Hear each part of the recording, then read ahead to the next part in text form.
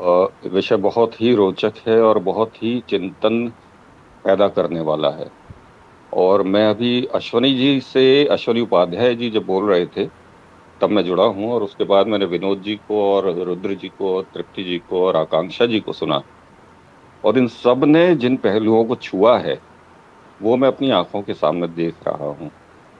आकांक्षा जी ने जो कहा ना कि तीर्थाटन के स्थान बनते जा रहे हैं जो हमारे, वो अब धीरे धीरे पर्यटन में बदलते जा रहे हैं।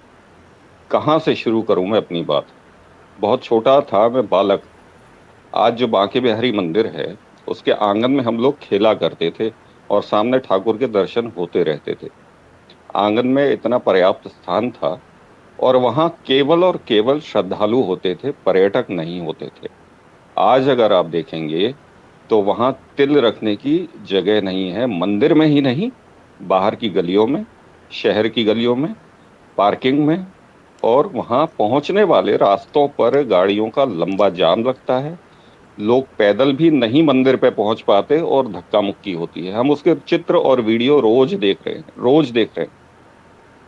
और ये भीड़ वही है आकांक्षा जी, अगर आप जुड़ी हुई हैं तो सुन लें, ये वो भीड़ है जो पर्यटन के लिए आई है। ये वो भीड़ है जो इसको तीर्थ मानकर ठाकुर दर्शन के लिए नहीं आई है। बहुत कम परसेंटेज है जो ठाकुर के लिए आते हैं। बाकी वहां पर लस्सी पीने, आलू की टिक्की खाने और वृंदावन को देख लेने भर के लिए आते हैं, और उसी में इतिश्री हो जाती है। और अगले रविवार को फिर पहुंचते हैं और अगले रविवार को फिर पहुंचते हैं, और फिर वो वहां मस्ती करते हैं। और जिस प्रकार की उच्छृंखलता है मैं देखता आ रहा हूं, मुझे दुख होता है कि ठाकुर के सामने बजाय हाथ जोड़ के खड़े होने के, उन्हें इसमें ज्यादा इंटरेस्ट होता है कि मैंने कितनी बड़ी माला, उससे बड़ी माला मैंने ठाकुर के लिए चढ़ा दी, उससे बड़ा मैंने न्यौछावर ठाकुर को कर दिया, तो मैं, मेरा अहम संतुष्ट हो गया। मैं तब से जान रहा हूं इस मंदिर को जब से मैंने होश संभाला है। और मुझे याद है मेरी दादी सहित वृंदावन के कितने ही बड़े बुजुर्ग सुबह 6:30 बजे दर्शन खुलने से पूर्व उस मंदिर की 7 परिक्रमाएं करके अन्न ग्रहण करते थे या अल्पाहार ग्रहण करते थे। ये उनका रोज का नियम था। और आज अगर मैं चाहूं कि मैं अपने मंदिर की परिक्रमा कर लूं तो ये मेरे लिए अब संभव नहीं है। अब संभव नहीं है। हम खुद वहां के निवासी होकर, मंदिर की दीवार से लगी हुई दीवार मेरे घर की है, लेकिन मैं अपने घर में नहीं घुस सकता हूं क्योंकि वहां प्रशासन ने जंगले लगा दी है, वहां प्रशासन ने बाड़े बना दिए हैं। अगर मुझे अपने घर में, मंदिर से घर में जाना है तो उनके सामने हाथ जोड़ना पड़ेगा या कोई ऐसा वैलिड कागज दिखाना पड़ेगा जिससे उन हवलदारों को ये तय हो जाए कि मैं यहाँ का बाशिंदा हूँ, मैं यहाँ का निवासी हूँ। मंदिर के चारों तरफ हमारे 150 परिवारों के घर हैं, लेकिन आज वो बंधक हैं। बंधक है क्योंकि कॉरिडोर बन रहा है साहब। कॉरिडोर बन रहा है तो उसके लिए 280 करोड़ रुपया मंदिर के खजाने में से खर्च हो रहा है साहब। उन घरों को तोड़ा जा रहा है साहब जो पुरखों ने बना रखे हैं हमारे। और उसमें हमारे पुरखों द्वारा स्थापित प्रतिमाओं के, कृष्ण राधा के, उनकी छवियों के, उनके प्रतिमाओं के, मूर्तियों के दर्शन उन्होंने स्थापित किए हुए हैं, उनकी प्राण प्रतिष्ठा करके वो गए हैं। लेकिन अब चूंकि वो मंदिर वहां से टूटेगा, हमारे घर का, जुगल बिहारी जी का मंदिर ठीक बाके बिहारी जी की दीवार से सटा हुआ टूट जाएगा, क्योंकि कॉरिडोर बनाना है सरकार को, बड़े लोगों के लिए स्थान बनाना है, वहाँ पार्क बनाना है, वहाँ तरह तरह के होटल, रेस्टोरेंट, विश्राम गृह खोलने हैं, अल्पाहार गृह खोलने हैं, पार्किंग की जगह बनानी है। तो हटिए भाई, आप लोग कहाँ यहाँ 150-200 वर्षों से बसे हुए हैं? आप होते कौन है यहाँ बसने वाले? हटिए यहाँ से। यहाँ हमें गाड़ियां खड़ी करनी है, बड़ी बड़ी जो एसयूवीज आएंगी नेताओं की, उनके लिए अल्पाहार की जगह बनानी है, उनके लिए हमें विश्राम स्थल बनाने हैं, गेस्ट हाउसेस बनाने हैं। आप कहाँ यहाँ पे अपने पुरखों का लेकर के रोना रो रहे हैं? प्रशासन ये कर रहा है वहां पर। मैंने देखा है ठाकुर का जब भोग आता था तो 2 बड़े बड़े कांसे के थाल आते थे कि 2 आदमी उठाते थे उसे, एक थाल को। लेकिन आज एक छोटी परात में भोग लगता है ठाकुर का।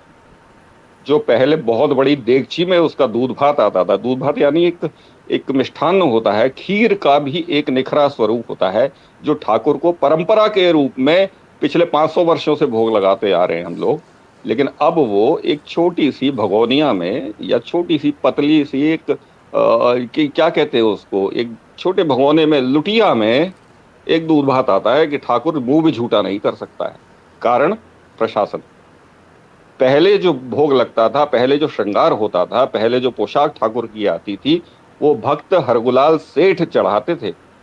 और वो भक्त हरगुलाल सेठ, जिनका कलकत्ता में बहुत बड़ा व्यापार था, और उसको तिलांजलि दे करके केवल कृष्ण के चरणों में आकर लीन हो गए थे कि मैं अब कहीं नहीं जाऊंगा। और वृंदावन में अगर आप गए हों तो मंदिर के ठीक सामने वाली गली में तीसरी हवेली जो दिखती है, बड़ी 3 मंजिला, उस जमाने में ठाकुर हरगुलाल ने वहां पे स्थापित की थी, और वो वहीं रहते थे।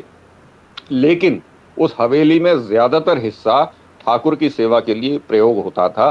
वहां ठाकुर की रसोई थी, वहां ठाकुर के काम करने वाले कर्मचारी रहते थे। हरगुलाल सेठ जो है केवल सबसे ऊपर वाले खंड में, ऊपर वाले तल पर एक छोटे से कुठरिया में रहते थे। गले में माला की तुलसी माला डाल करके, बंडी और धोती पहन करके उस सेठ को हमने कितनी ही बार परिक्रमा करते हुए देखा है। वो भक्त थे, उनके मंदिर हैं ये। हमारे जो 150 परिवार उस मंदिर के चारों तरफ बसे हैं, उनके मंदिर हैं ये किसी जिलाधिकारी का मंदिर नहीं है, जिसकी आजकल वहां पे चलती है, जिसने वहां पर फौज खड़ी कर दी है कर्मचारियों की कि इसको रोको, उसको रोको, उधर नहीं जाए, ये इधर नहीं। और आज जो धक्का मुक्की होती है, आज वहां जो एक अखबार में एक ये माहौल बनाया जा रहा है कि लोग धक्का मुक्की में बेहोश हो जा रहे हैं, लोगों के दिल के दौरे पड़ जा रहे हैं, इतनी भीड़ आ रही है, भैया कॉरिडोर बनाओ, इसकी व्यवस्था करनी पड़ेगी भाई, कैसे चलेगा। तो कॉरिडोर बनाने के नाम पर वहां 100 कर्मचारी ऐसे खड़े कर दिए गए हैं जो मुझे मेरे मंदिर पे नहीं जाने दे रहे हैं, जो मुझे सेवा करने के लिए नहीं जाने दे रहे हैं, जो मुझे आरती नहीं करने दे रहे हैं। और अगर करनी है आपको तो 4 किलोमीटर दूर जाइए, और वहां से जो पंक्ति चली आ रही है, वहां से जो धक्का मुक्की करती हुई हम भीड़ खोल रहे हैं, बाड़े की तरह, जानवरों की तरह से हम बाड़े में से भीड़ छोड़ते हैं, और वो भाग करके भीड़ जो टकराती है, कुचलते हैं एक दूसरे से लोग, आप उसका हिस्सा बनिए। आपका घर भले ही बाजू वाला है, लेकिन हम नहीं जाने देंगे आपको इस रास्ते। ये हो रहा है वहां पे, ये हो रहा है वहां पे। जी जब आप बिल्कुल। एक भीड़ को बांध देंगे किसी जगह पर, तो वहां जो अथाह सागर जैसे बांध होता है ना, बांध खोल दीजिए उसका गेट, तो जो नदी बहती है, तो फिर वो कोई वो नहीं देखती है, बांध नहीं, तटबंध नहीं देखती है, वो तोड़ती चली जाती है। और वही हो रहा है, ये बाड़े बना करके कॉरिडोर के नाम पे जो भीड़ को बांध दिया जा गया है। और मुझे एक बात बताइए कि प्रशासन को क्या हक है मेरे मंदिर की आरती, मेरी मंदिर की परंपराओं को तय करने का। हमारे पुरखों ने क्या उसको गलत तय किया हुआ है कि आरती सुबह की श्रृंगार आरती 9:30 होगी, दोपहर की राजभोग आरती 12 बजे होगी, और रात को जो शयन आरती होगी वो 8:30-9 बजे होगी। अब मंदिर का प्रशासन क्या कहता है, जिलाधिकारी के अंतर्गत जो बैठा है रिसीवर, वो कहता है साहब भीड़ बहुत हो गई है, तो ऐसा करिए ठाकुर को आप जो है रात को देर तक बैठा दीजिए, 10:30-11 बजे आरती करिए। अरे भाई, तुम्हारे अंदर जरा भी भाव है क्या? तुम इसको प्रतिमा समझ रहे हो, हम इसको जीवंत ठाकुर समझते हैं। वो ठाकुर भी खड़ा थक जाता है 4 घंटा, आप क्या चाहते हो उसको 6 घंटा हम खड़ा कर दें? क्योंकि भीड़ आ रही है, क्योंकि भीड़ आ रही है, और वो पैसा चढ़ा रही है गुल्लकों में, और वो आपकी जेब में जा रहा है, इसलिए हम ठाकुर को 5 घंटा और खड़ा कर दें? तो 24 घंटा खड़ा कर दो, लाओ उसको कनॉट प्लेस के बीच में खड़ा कर दो, गर्भगृह से बाहर निकाल दो। तो ये सब चीजें कॉरिडोर के नाम पे जो हो रही हैं, और जो आकांक्षा जी ने भी कहा कि आज काशी की जो हालत हो गई, मैं तो सच में, मेरे को अंदर से रोना आ रहा था कि गंगा तट पे बियर की बोतलें मिल रही हैं। ये कॉरिडोर होने वाला है क्या? मेरे ठाकुर के मंदिर के बाहर बियर की बोतल मिलेगी क्या?